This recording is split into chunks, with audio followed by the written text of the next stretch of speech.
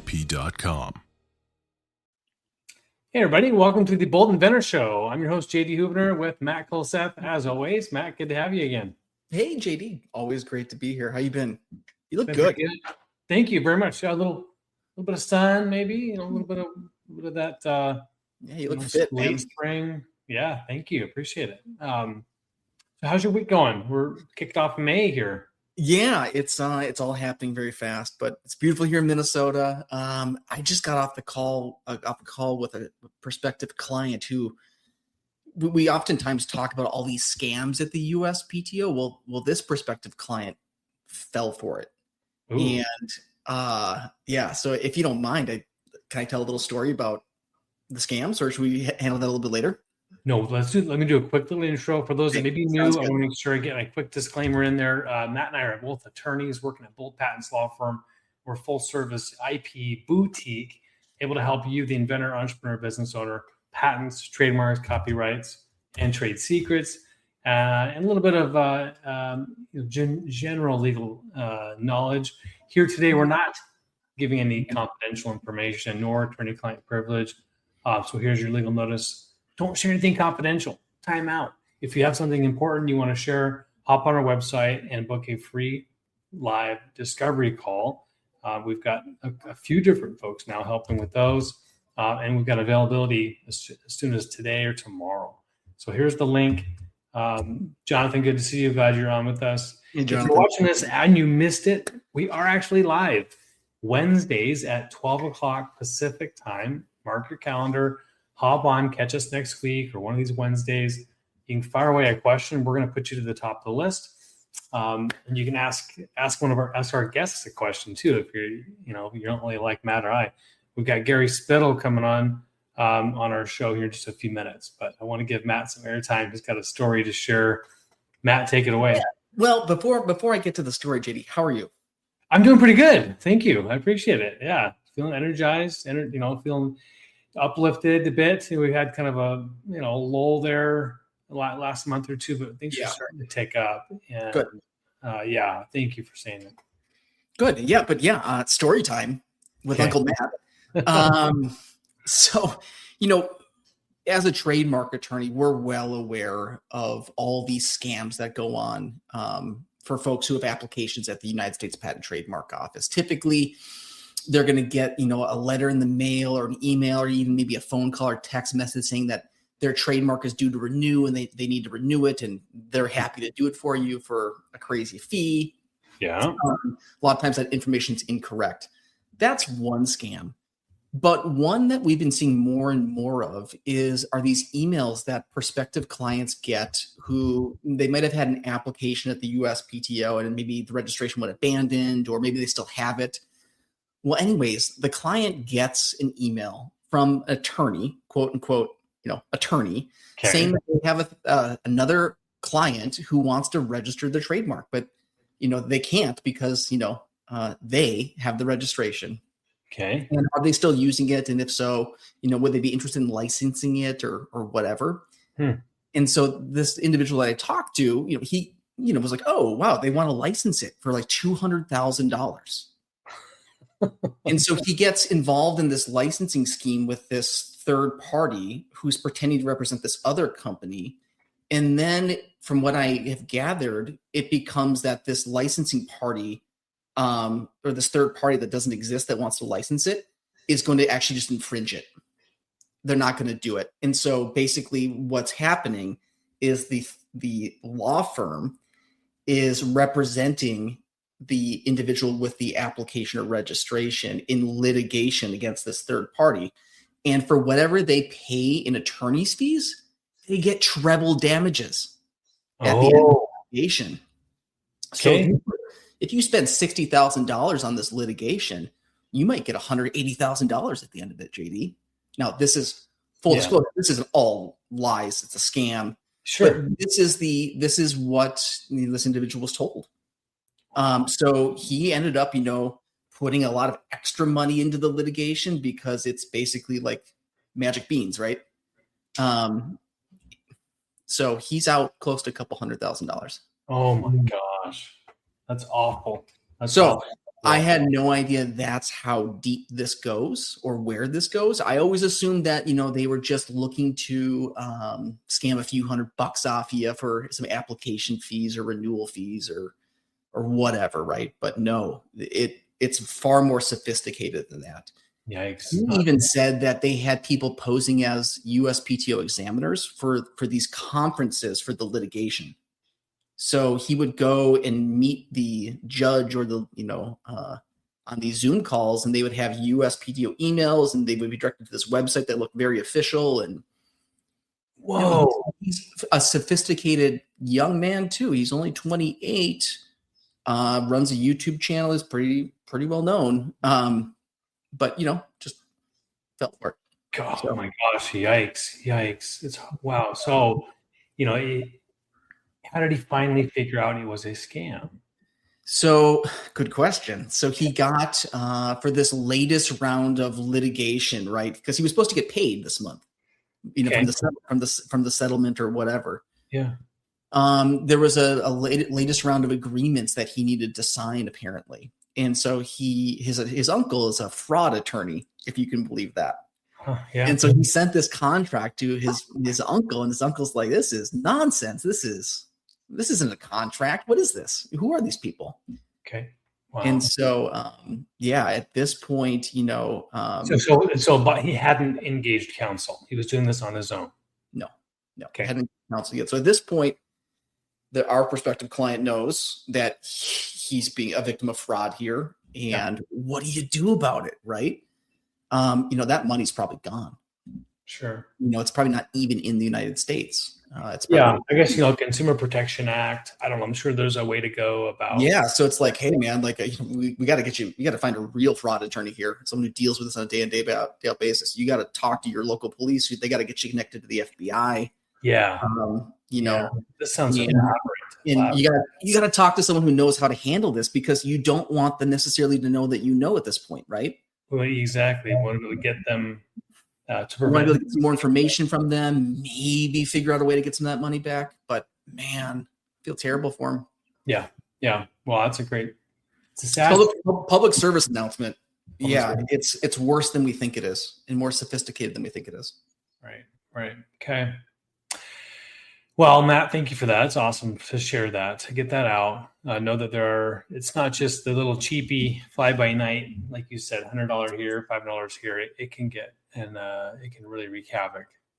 Six figures plus. So well, cool. Well, that was a good jump in. We're going to share our guest here, Gary. Gary's knows a ton about AI, and maybe can share some insight on what he's up to. He's our guest here. Gary, welcome to the Bold Inventor Show. Hello. Thanks for having me on. Hi, Gary. Absolutely. Let's see. So you are with Sonical, right? Am I saying that right? Sonical? Yes, that's right. Yeah. Okay, perfect. Well, I'd love for you to give us a little background on your company and, what you've invented, and we'll jump in from there. How about that? Sure. So the background to Sonical is quite a long history before we actually started the company. But a few years back, we identified there's a lot of people that are really struggling with their hearing. And that's not just about making sounds audible and louder. There's hundreds of different hearing conditions. Some are related to the sound. Some are actually how the brain processes sound.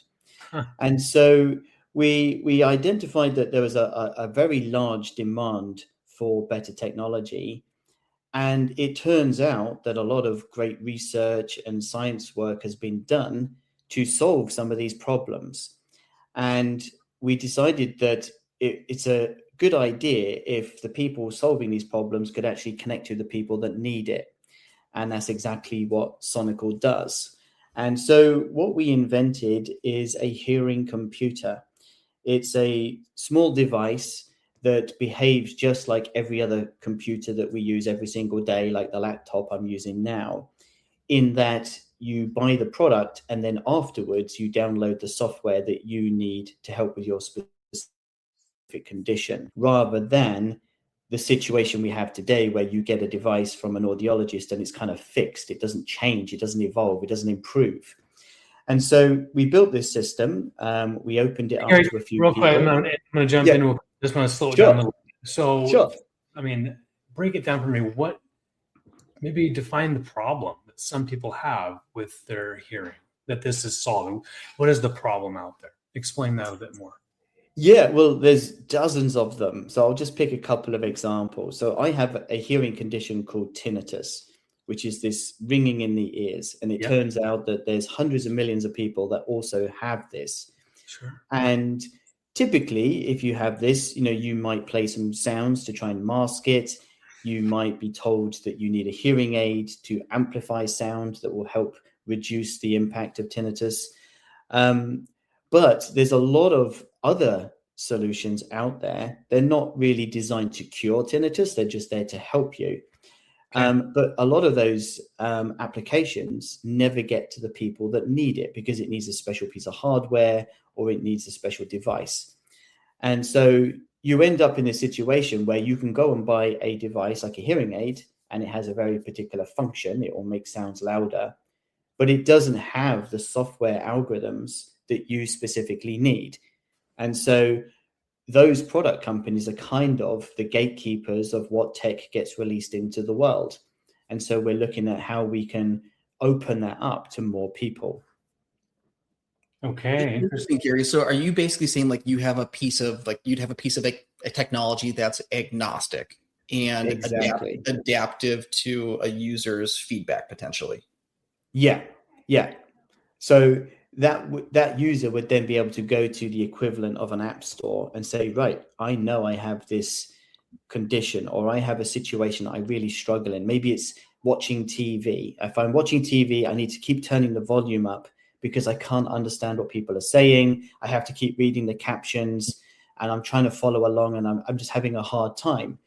Well, why can't we just go and download some software into a pair of headphones that would just enhance that for me rather than just blaring sound into my ears? And when you look across the whole landscape, there are lots and lots of these situations that people go through every day. And we don't have the tools to do anything about it. We basically have a volume control, and that's it. So Sonical is not coming up with new hardware. Well, we weren't, but we are. So, do you want to jump to that, or yeah, I'm curious about that transition because there is so much going on in AI development, and a lot of folks are kind of discovering that they don't need that, right? They can be the brand that allows other people to operate their AI off of, right? The product, kind of like Apple on some level. They basically had a huge fail with their own development of AI. And at this point, they're just going to purchase AI from other companies, Gemini or whatever. Right. And so there's a lot of value in being the platform that everybody else uses. And so we are not experts in helping hearing improve or understanding the science, but we know how to connect to lots of those people, and they need a place for their stuff to live. It can't live in a phone. It can't run on your laptop. It definitely can't run in the cloud. I mean, you've got latency problems and everything else.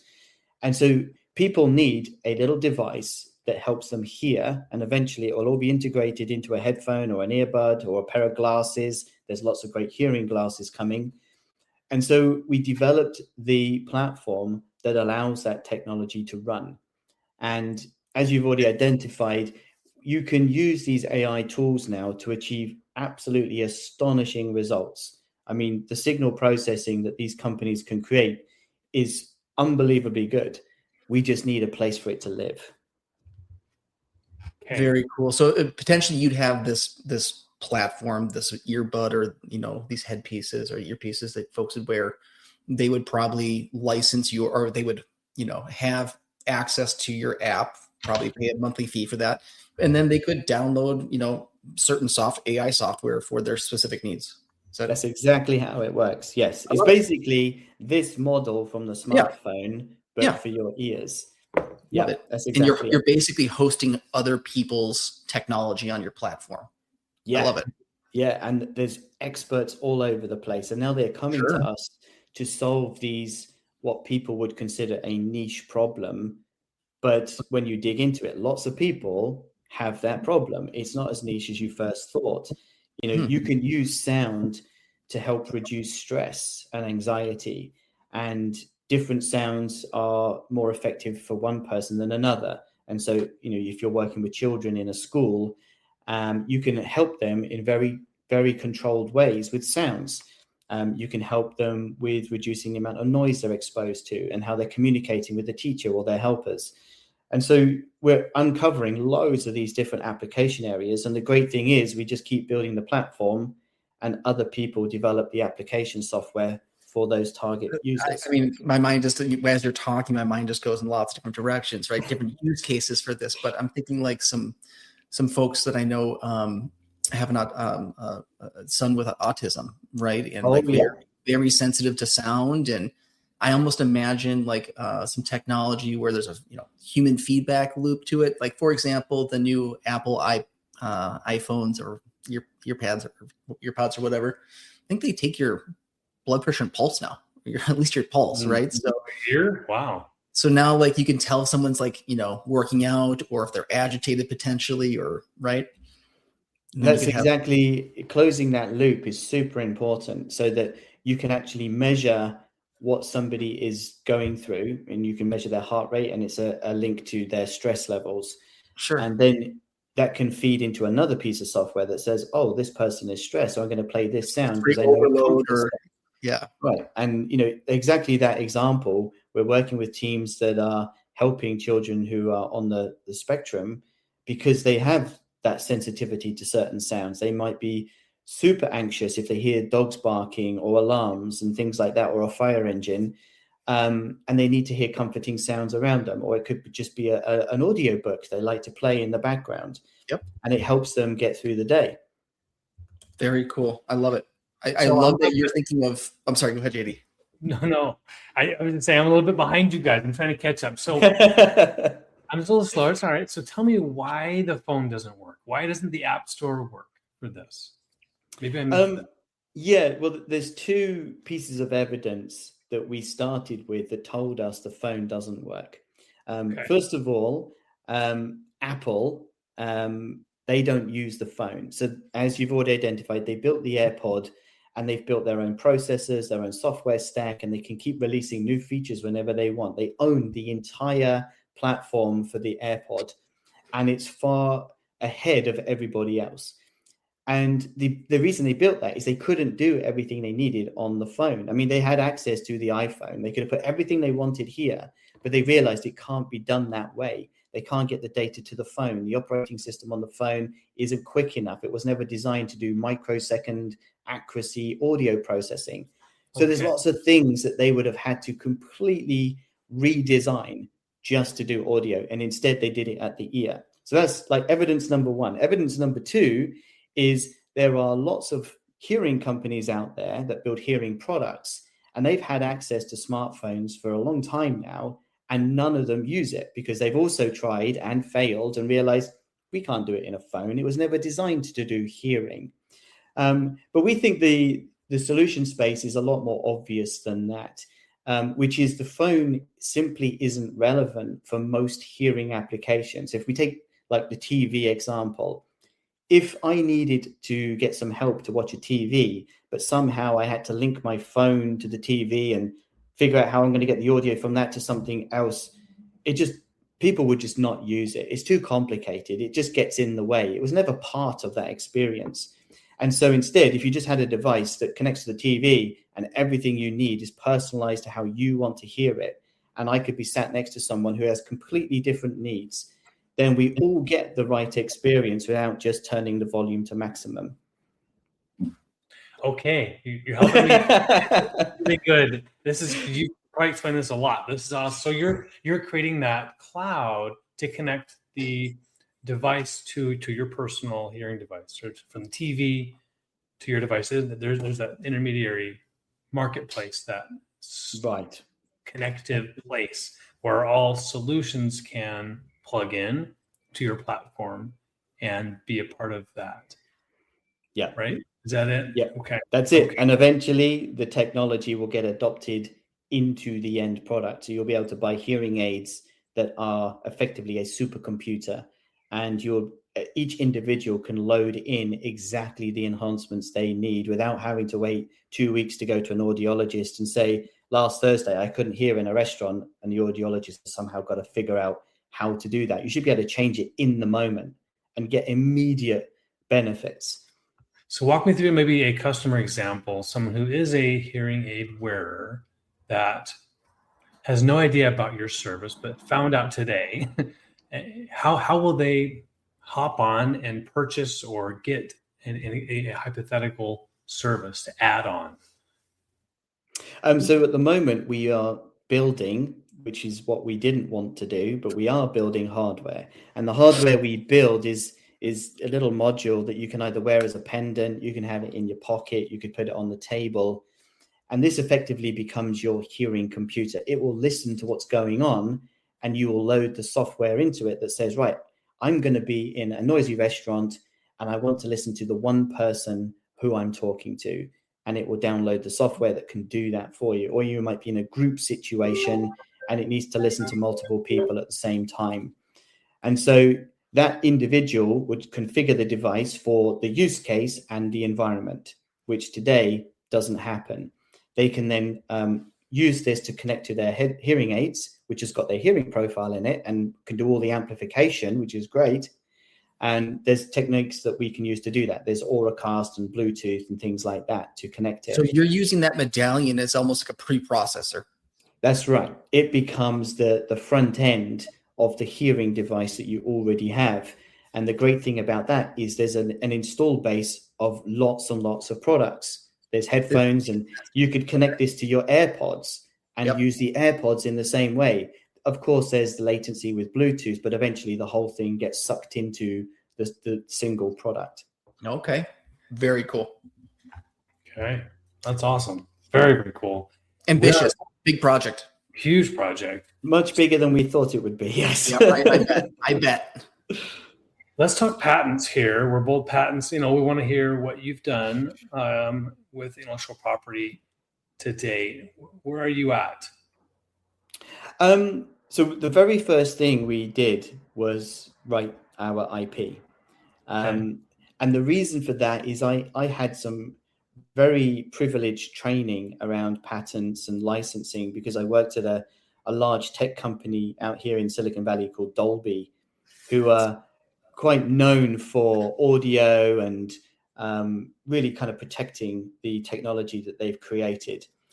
And I worked there for a number of years, and I got to see how important it was to capture things in terms of patents. So the first thing we did at Sonical is we did that, and we identified, what do we want to keep as a trade secret? What do we want to put down in a patent and ideally protect that? And one of the key pieces we did is, and I think maybe a lot of startups fall into this trap, is instead of inventing the thing that we had decided we were going to build, we invented basically a whole landscape. How do we protect a space that we can operate in? And although we've only implemented a piece of it at the moment, we know we're going to grow into this other area. And so the patents that we filed were much larger than is typical because we wanted to cover a lot of techniques and implementations of what we were doing. And there's effectively two layers. You've got the computer silicon layer, which is how do the chips need to operate? How do they talk to each other? How does data flow through the system for a hearing computer? And then the layer above that is the operating system, which is, it's a bit like how does Android work on your phone? Well, if you had the equivalent of that for hearing, what would it need to do? And all the data streams and like the radios you have to work with. And so we spent probably about a year going through that process. That's fantastic. I know you're not doing this on your own. You hired patent attorneys to help you with this. Oh yeah. Yeah. we needed experts. Gary brought the receipts too. I mean, you've got a lot of experience. I'm sure I could learn something from you. I just want to get that out there for our listeners. No, Gary's super sophisticated. Yes. Fun listening to you. So you filed broadly. Have you got any patents granted yet? Tell us about your portfolio, if you can, in as briefly as you can. Yeah, the first one has been granted. The second one is on its way. Great. And we have some continuations that are in the process somewhere. And so, yeah, we did spend more time than most people on that very first step. Sure. Well, we've got 5 minutes left. Anybody out there listening, feel free to ask Gary questions. We got a few more minutes with him. Gary, I've got your website up. What are the big goals for you from a business perspective, this year? Where do you hope to be at year's end with what you're doing technology-wise, business-wise? Well, the good news is, although we didn't intend to build hardware, we were able to work with a Japanese company called Sony, who are now building. You've heard of them. You're dropping these names, man. Like, oh yeah, by the way, yeah. I'm just waiting for George Lucas to walk past in the background. Well, I was actually at his ranch 2 weeks ago demonstrating this. But anyway, that's a side topic. No, we're working with Sony because they're now building all of our hardware. So I found that it's super important to work with partners who are like world leaders. So we work with the best researchers on the audio side, but we're working with like Sony to build all of our technology. And now that we have that, we can download different software to it and start selling this into the market. And that's something that we're just going to keep iterating on now. We're going to keep building out this portfolio of software applications. That's wonderful. Let's see if we can we've already got a lot of gold nuggets, but for anyone out there listening now or after the broadcast goes live, what are some things you can share, kind of lessons learned on this journey of yours with Sonical? Maybe things you would have done differently, advice you'd offer to someone just getting started on their own solution or product?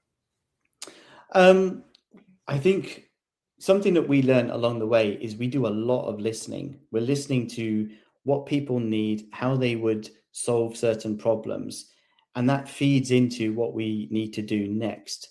And so we kind of set on this journey thinking we knew the answers and we knew exactly what we were going to build and how we were going to do it and who was going to buy it, and all of that was in our plan.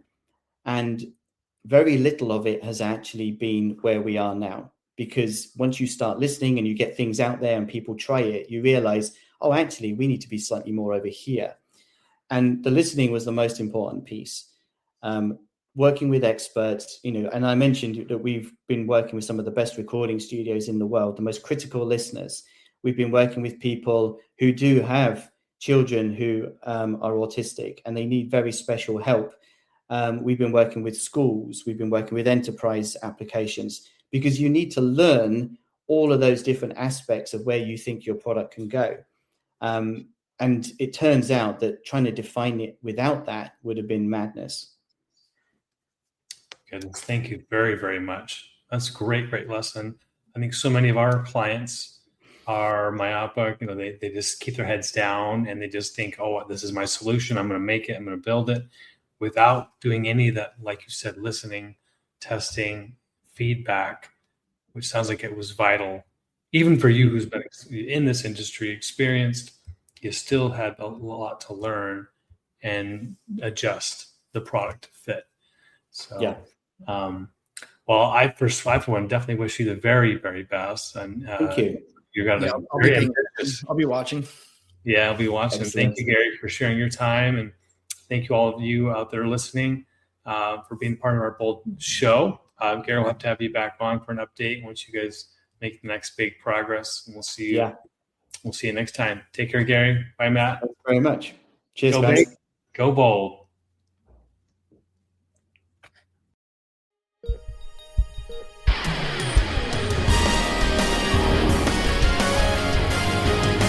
big, go bold at boldip.com.